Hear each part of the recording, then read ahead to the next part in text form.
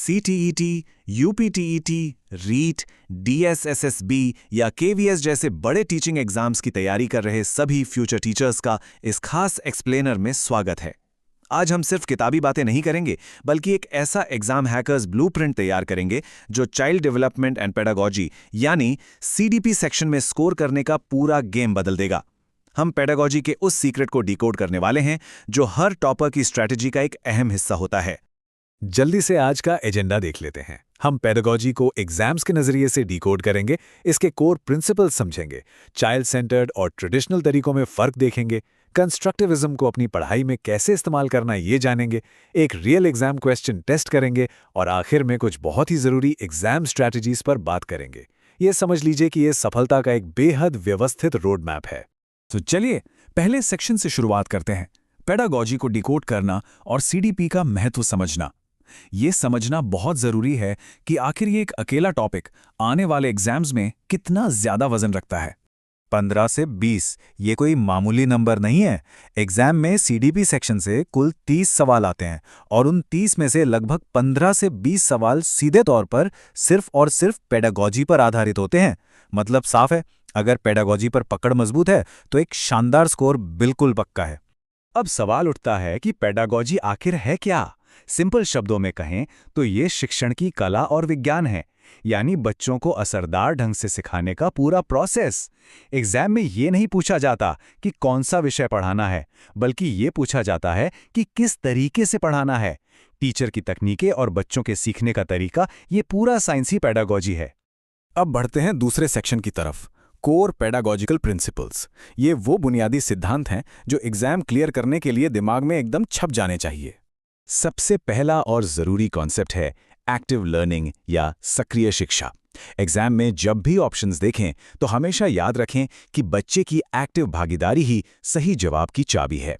Class में discussion, group work, projects और अलग-अलग एक्टिविटीज का होना एक्टिव लर्निंग की निशानी है। जहां बच्चे चुपचाप बैठकर सिर्फ ज्ञान ले रहे हों, एग्जाम में वो ऑप्शन हमेशा गलत होता है। तीसरे सेक्शन पर आते हैं, चाइल्ड सेंटर्ड बनाम पारंपरिक तरीके। ये एजुकेशन की दुनिया का एक बहुत बड़ा पैराडाइम शिफ्ट है और एग्जाम के नजरिए से सबसे इंपॉर्टेंट तुलना है। यहाँ दो बिल्कुल अलग अलग नजरिए साफ नजर आते हैं। एक तरफ है ट्रेडिशनल तरीका, जहाँ पूरा फोकस टीचर, टेक्स्ट बुक्स और सिर्फ इंफॉर्मेशन देने पर होता है। दूसरी तरफ है चाइल्ड सेंटर्ड या बाल केंद्रित शिक्षा, जहाँ बच्चे की ज़रूरतें, उसकी रुचियाँ और उसे सीखने के अवसर देना ही सबसे बड़ा लक्ष्य है। एग्जाम हॉल में हमेशा याद रखना है कि जब भी टेक्स्ट बुक की रटंत विद्या और बच्चे की ज़रूरत के बीच तुलना हो, तो चाइल्ड सेंटर्ड अप्रोच ही हमेशा सही जवाब होता है। इसी अप्रोच का एक शानदार प्रैक्टिकल एग्जाम्पल है लर्निंग बाय डूइंग यानी करके सीखना।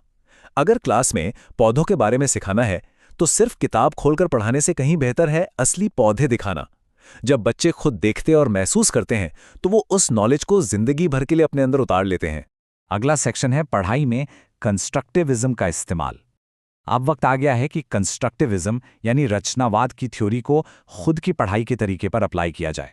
इस थियरी का सबसे बड़ा और इम्पॉर्टेंट रूल ये है कि बच्चे अपने अनुभवों के आधार पर स्वयं ज्ञान का निर्माण करते हैं। CTET जैसे एग्जाम्स में ये बार बार टेस्ट होने वाला सिद्धांत है। ज्ञान को बाहर से किसी के दिमाग में भरा नहीं जा सकता, ये इंसान के खुद के एक्सपीरियंस से बनता है। और मजे की बात यह है कि ये थ्योरी एग्जाम की तैयारी पर भी बिल्कुल सटीक बैठती है। सिर्फ पैसिव होकर किताबें पढ़ते रहना एक ट्रेडिशनल तरीका है। कंस्ट्रक्टिविज्म को अपनाने का मतलब है अपनी सक्सेस को खुद कंस्ट्रक्ट करना।